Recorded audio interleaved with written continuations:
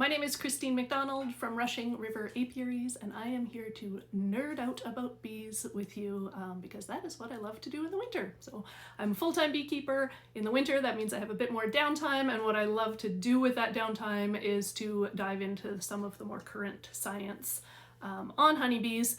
This month I decided to take on a challenge with some Instagram friends, a 31-day challenge where we would read something new to us every day for the 31 days, and then we would share kind of a takeaway or an interesting tidbit from that.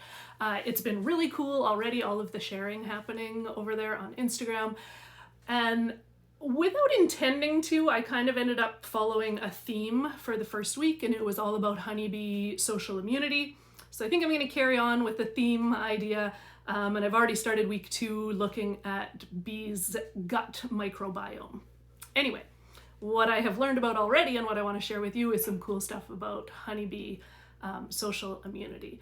And I think most of us have heard of this. If you've taken a beginner beekeeping class, you've probably heard that, the colony together has an immune system. And one of the most frequently cited examples of this is that they will produce a social fever. They'll turn up the temperature if they're affected by chalk brood.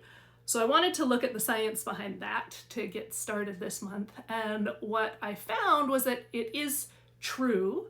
The bees do measurably turn up the temperature in the brood nest in response to chalk brood. But interestingly, it's not enough to actually have any negative impact on the chalk brood. So it happens, but it doesn't work. And so researchers are asking now, well, is there some other reason for it? Is it just a general kind of immune response? Or could it actually be to the chalk brood's benefit and it's the pathogen that is making it happen? They're unknowns at this point, but I know for myself, I am guilty of passing on this tidbit of information because it sounds really cool. I think I'm going to leave it out now because social immunity has even cooler aspects that have more of a foundation in the science. So I'm no longer going to pass on the social fever thing until I am able to learn more about it. One of the cool things that bees do is in response to being sick, and in the one study that I read, they used a bacterial infection. So when a bee was infected with the bacteria, she produces a chemical on her exoskeleton. That just happens naturally. She's not intentionally doing that. But we know that bees use their sense of smell a lot for pheromones and everything, right? So this smell is produced because the bee is sick, and her hive mates will use that smell to identify that she's sick and kick her out of the hive. But that's only if she doesn't remove herself from the hive first. So researchers actually found that a lot of these infected bees were self-exiling. They determined that it was based on that smell by actually swabbing sick bees and applying the scent to healthy bees. And just having the scent applied was enough to get that bee kicked out. So she herself was not sick, but because she had that scent applied to her, her hive mates treated her as if she was sick and kicked her out. I wondered if that applied to drones, so I looked to see if there was any research on that, and of course there was. And in a similar way, sick drones will also be kicked out by their sisters, but drones don't self-exile, so they won't remove themselves from the colony if they know that they are sick. It remains up to that female workforce. And it doesn't seem to be based on smell in the case of drones. They're not sure exactly what it is based on. One theory is that it's size, because they observe that the female workers actually grab onto a drone and shake him. And that would help identify small drones.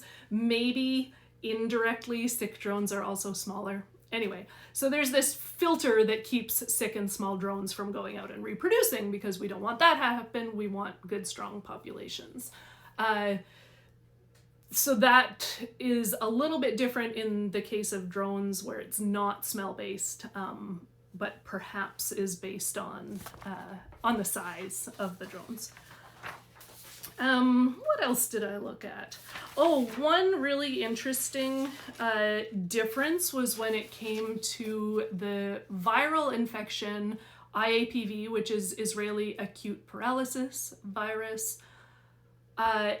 It's quite a common bee disease. It's vectored by varroa mites, so we see it where there are higher mite loads. I wouldn't say it's as common as deformed wing virus, but it's definitely one that, you know, it's not super rare. It happens around here being kind of North America. The symptoms are just a little bit harder to identify than deformed wing virus. Anyway, what happens with Israeli acute paralysis virus is that the smell that is produced by that virus, so in the case of the bacteria, the smell was getting the bees kicked out. In the case of IAPV, the smell actually makes bees more likely to be accepted. So they can more easily get into other colonies. Whereas with workers, usually the acceptance into a foreign colony is really low. With drones, it's higher. About half of all drones in a colony are probably foreign from other colonies. With workers, it's much, much lower. A guard is much more discerning about workers coming in than about drones. But if a worker has IAPV and it changes that smell on her cuticle, her body, it actually makes her more likely to get accepted into that colony. So that's a case of a virus actually changing a bee physically in a way that benefits the virus, which is like crazy and kind of scary. And then the last thing that I looked at was the role of honeybee venom in social immunity. I actually found this super cool because I didn't realize that venom extended beyond just like the sting and the pain of the sting and the toxins of the sting, right? But it does. So they have found measurable amounts of honeybee venom in comb. So while the bees are building comb, they are actually applying venom to that structure. And because venom is very antimicrobial and antiviral, it's part of the bee's overall immune system. They also find honeybee venom on the cuticle, so on the body, that hard kind of outer body of the bees, and it changes with age. So they believe that it comes from self-grooming, that a bee will actually groom some venom up onto herself in a way that is going to protect her from having pathogens enter. And one of the ways that they figured out that it is self-applied is that they don't find it on drones. So obviously drones don't have a stinger. They're not able to groom that onto themselves. But with female workers, they're finding venom on their bodies. They're finding venom in the comb. And it's believed that these are pretty important parts of the colony's overall immune system. So that was the result of my deep dive into honeybee social immunity. There is definitely way more to learn, but I kind of decided for now that I wanted to stick to this one topic a week. Anyway, I would love to know what you think of this format of video. It's a little heavy on the nerdishness, but that's what I love. So I'm hoping I will find some people who love it too. I'll try and keep them short and sweet and to the point and interesting for you. Let me know if there's other topics that you would like me to deep dive into the research on in the comments, and I'll see you all again soon.